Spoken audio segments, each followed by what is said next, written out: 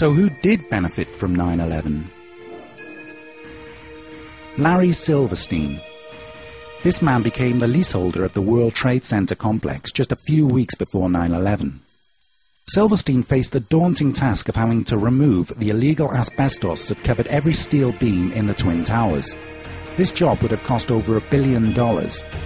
When Silverstein took possession of the World Trade Center complex, he reworked the insurance policy on the complex to specifically cover terrorist attacks. After 9/11, Silverstein received $7 billion compensation from his insurers. That's a massive profit on his original $15 million investment. So when it comes to the question of who benefited from 9/11, on a scale of 0 to 10, Larry Silverstein scores 10.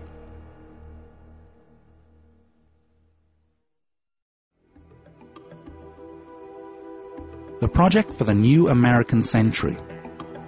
In September of 2000, these men produced a neocon manifesto called Project for the New American Century, or PNAC for short. This manifesto detailed their ambitions and intentions for America in the 21st century. It called for the transformation of America into tomorrow's dominant force through permanent military bases in the Middle East. It also wanted to establish America as a global constabulary, unchallenged by the UN and the rest of the world. It also called for regime change in countries like Iraq and Afghanistan. But it said that fulfilling these ambitions would be a long process unless there was a catastrophic and catalyzing event like a new Pearl Harbor. Within 12 months of producing the PNAC manifesto, the events of 9/11 took place, and the new neocon administration was able to carry out virtually every ambition called for in their PNAC manifesto. So when it comes to the question of who benefited from 9/11, on a scale of 0 to 10, the PNAC group scores 10. Dick Cheney. The current Vice President and former CEO of Halliburton still receives a multi-year deferred salary package from Halliburton, whose stock has increased considerably since the invasions of Afghanistan and Iraq. The arms industry. There is nothing better for the arms industry than a war.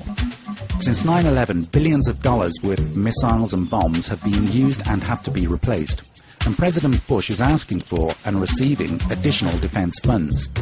He is the man to spend those billions of dollars and give them to his friends and business partners, who in turn support his political career, not least with money. As part of the Carlyle Group, the Bush family have already gained huge profits from the company's manufacture of weapons and military bases since 9/11.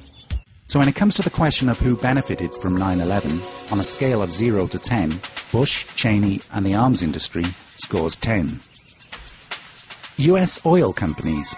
Again, a business field where President Bush is involved. Over 60% of the world's oil fields happen to be in the Middle East. The current supply of oil used by the US, which is the world's biggest oil consumer, will be exceeded by demand within the next 10 years or so. Without gaining control of that 60% of oil in the Middle East, the US economy would soon collapse. So it is essential for America to gain control of those oil fields in the Middle East as soon as possible. Not just for its own use, but also to control the supply of that oil to other countries such as China, which will soon become the most powerful nation on earth. Since the 1980s, US oil interests have wanted to build an oil pipeline from the Caspian oil fields down through Afghanistan. They wanted to do this in order to control the supply of oil to countries such as China. However, the Taliban, who occupied Afghanistan at the time, refused to allow the US to build this pipeline. However, just one day after America installed its own government in Afghanistan, the contract was signed to construct the pipeline they desperately wanted. So when it comes to the question of who benefited from 9/11, on a scale of 0 to 10, the American oil companies scored 10. The US government. The terrorist attacks on 9/11 gave the US government the excuse to further pursue its goal of a new world order by means of war. The Patriot Act allows the government to spy on the communications of every citizen. It also allows the sampling of DNA of any person convicted of any crime of violence. And it also allows arrest on suspicion, without a warrant, without probable cause, in secret, without notifying anybody, and without the right to see a lawyer. So the people who've been blamed for 9/11, i.e. Osama bin Laden, Al-Qaeda and Saddam Hussein, have gained nothing from 9/11 and lost everything as a result of 9/11. Whereas the people who pointed the finger of blame, i.e. Bush, Cheney and the Peanut Group, gained everything they had wanted as a direct result of 9/11. The same is true of the World Trade Center leaseholder, Larry Silverstein, and of course US oil and arms companies.